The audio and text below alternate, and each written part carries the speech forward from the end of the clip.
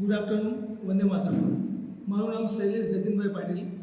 મારો સન અહીંયા standard 7th English મીડિયમમાં પાટીલ શશાંક શૈલેષભાઈ અભ્યાસ કરે છે. તો એના વિશે હું વાત કરું તો લાસ્ટ સ્કૂલમાં જે હતો એ સંસ્કાર વિદ્યાલયમાં હતો, કીમમાં. અત્યારે હાલમાં એને એડમિશન લીધું છે. તો એના વિશે હું તમને સહેજ કહું તો એના હાલમાં મને ઇમ્પ્રૂવ જોવા મળી રહ્યું છે. એઝ એ પેરેન્ટ્સ તરીકે એ સ્કૂલમાં જે હતો લાસ્ટ સ્કૂલમાં ત્યાં એ એટલું બધું રીડિંગ કહું કે પછી એક્ટિવિટી કહું તો એટલું બધું ધ્યાન નહોતું આપતો. જ્યારે અત્યારે એની સ્કૂલની વાત કરું વંદે માતરમમાં તો એ બોલી પણ રહ્યો છે, ઘરે પણ જાતે બધું વર્ક કરી રહ્યો છે અને એક્ટિવિટીમાં પણ પાર્ટિસિપેટ કરે છે. બરાબર. એઝ એ પેરેન્ટ્સ તરીકે હું વાત કરું તો એનામાં મને ઇમ્પ્રુવમેન્ટ લાગી રહ્યું છે. બીજું કે એ ફૂલ ડે જે છે એના લીધે બાળકમાં આખો દિવસ જે એનું પ્લાનિંગ હોય એ પ્લાનિંગ હિસાબે કામ કરી રહ્યો છે.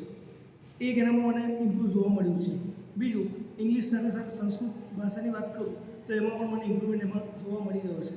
ઘરે પણ કેટલીક વાર થોડુંક વધારે નહીં પણ સહેજ વાતો કરે છે અને સાથે અમારી સાથે પણ બોલતો હોય છે અને અમે પણ એને હેલ્પફુલ થઈએ છીએ. દરેક સબ્જેક્ટને લઈને એ પછી ધ્યાન પણ આપવામાં આવે છે. બરાબર. બીજું કે અહીંયા જમવાનું પણ મળે છે તો જે હિસાબે બાળકને રુચિ જાગે અને બીજું પણ એને જે ઘરે કરતાં સ્કૂલમાં જે જમવાનું મળે તો એમાં પણ રુચિ વધે તો એ બેનિફિટ છે વિદ્યાર્થી માટે.